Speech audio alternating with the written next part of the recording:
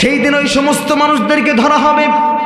আল্লাহ রাব্বুল আলামিন বলবেন, দুনিয়ার মানুষেরা যাও যাও, পৃথিবীতে দুর্নীতি করেছো, টেন্ডারবাজি করেছো, চাঁদাবাজি করেছো, এখন চলে যাও, জাহান্নামের পথ তোমাদের জন্য খোলা, বান্দা জাহান্নামে যাও।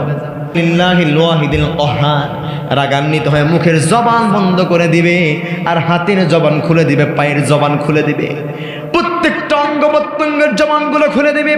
আমার ভাইয়েরা, হাত দ্বারা আপনি অন্য ভাইকে আঘাত করেছেন, হাত সেই দিন বলে দিবে।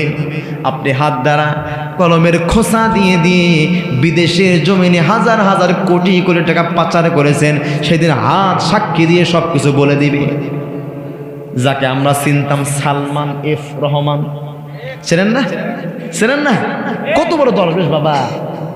তৎকালীন সময়ের সরকার শেখ হাসিনা, উনি সংসদ ভবনের ভিতরে বলেছেন, আমার সংসদে, আমার এই সংসদ ভবনের ভিতরে যতগুলো এমপি মন্ত্রী আছে, সারা বাংলাদেশের প্রত্যেকটা এমপি মন্ত্রী দুর্নীতির দিক দিয়ে যে ব্যক্তি 0% দুর্নীতি, এবং সবচাইতে টাটকা পীর সাহেব বুজুর্গ ভালো মানুষ যদি থাকে, সেটা হলো সালমান এফ রহমান। ভালোর যদি এই অবস্থা হয়, খারাপের কি অবস্থা একবার চিন্তা করেন।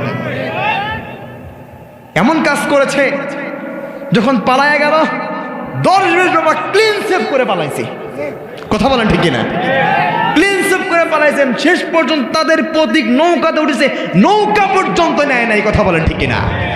সেই জন্য আমার ভাইয়ারা, কোরআনের বিরুদ্ধে যারা অবস্থান করবে, তারা নৌকা কেন, তারা যত উপরে উঠুক না কেন, আমার ভাইয়ারা, তারা রেহাই পাবে না। কথা বলেন ঠিক কিনা?